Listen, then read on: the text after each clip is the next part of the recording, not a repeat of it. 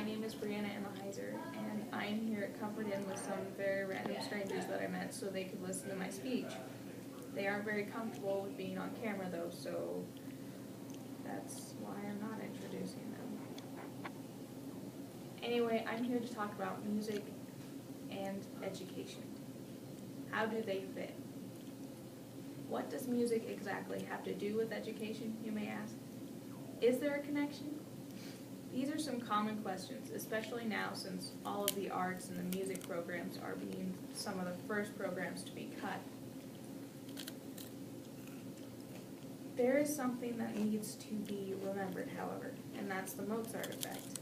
And the Mozart effect plays a key role, in my view, in why music and education is important. It has been said that music increases the brain activity, and that's in relation to getting better grades and doing more all around, especially in school and in your community.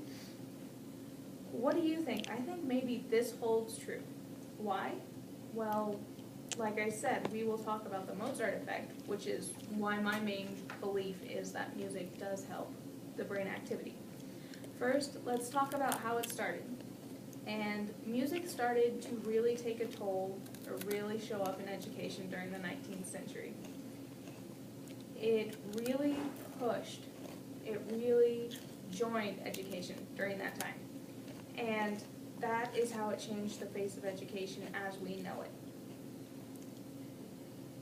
Fine, now let's get on to the Mozart effect, like I had stated earlier. The Mozart effect was a study done of 3 separate groups by Roscher, Kai, and Shaw, and they were the first researchers to actually put a study in their neuroscience letters, and they first examined that in 1988, so really long time ago, but it was first conducted, 1988.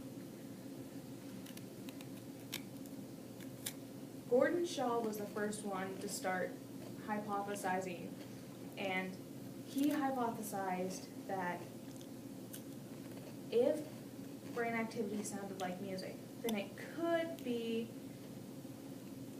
traced backwards. It could be observed how the brain reacts.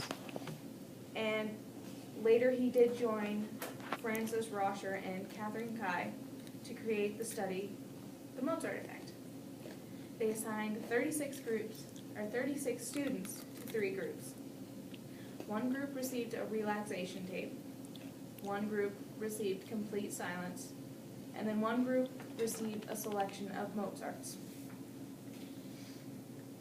After the test was given, it was found that the Mozart effect group increased their IQ compared to the average student. And this increase in IQ lasted only about 15 or 10 minutes, and that's about as long as it took to take the test. This, however, was enough to stir up some attention and interest within the academic academy, and this led to more tests, and this led to more experiments throughout history. These tests have continued to pose the great question of whether music really does stimulate brain activity. It has been shown that it stimulates the right hemisphere. It stimulates the right hemisphere in regard to musical perception, and it is also the same hemisphere that performs spatial cognition and long-term sequencing on a psychological basis. And that was found by scientists, so you have to know that researchers and scientists are actually interested. Sensory stimulation is also what can be used as an explanation. The stimulation being something that excites an object, that the object being the brain in this instance. And there are many benefits to music, especially in the education world. And it does stimulate brain activity, like I had said. It improves grades and scores. It gives kids a place to go. It gives them something to do, something to put a passion into. It isn't all talk. And that is from sun.halem.ac. I believe personally that music does have a huge effect on the brain. If you'll notice, piano players usually do have a higher IQ than most. Also, band people seem to be very, very intelligent. Like my past trombone instructor, he was insanely smart. He could talk about Mixolydian scales for hours, which was weird to me because I'm not in Mixolydian scales yet. Some kids don't have any other music other than when it's allowed at the school. And I personally think that that's a little weird. If you started out the first 10 minutes of your class during school based on this research, you would see an increase in your students' perception of what you're teaching, as well as how they retain the information. The effect that music has on the brain is quite remarkable. And if you take into consideration that music does stimulate the brain, wakes up the sensors, and it helps with long-term memory storage, that's evidence enough that you need to be listening to more music. So why do people want to take out music in education? The government likes to focus more on the core subjects, such as math, reading, and writing.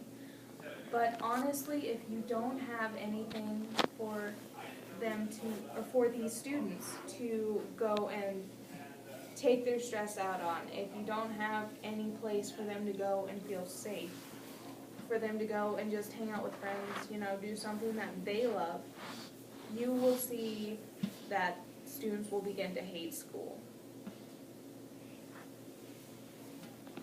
Finally, let's wrap it up. Music has more use than people have originally thought, and it can heal, it can motivate, and these studies, I believe, prove it.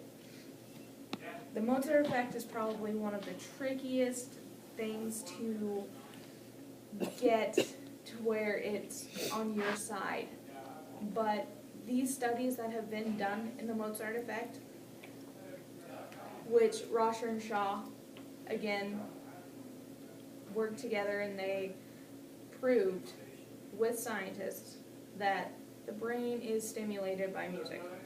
Granted, it's just the right hemisphere, but at least it's half of the brain instead of none of the brain. It's your turn to decide now. What do you think about music and education? Is it important?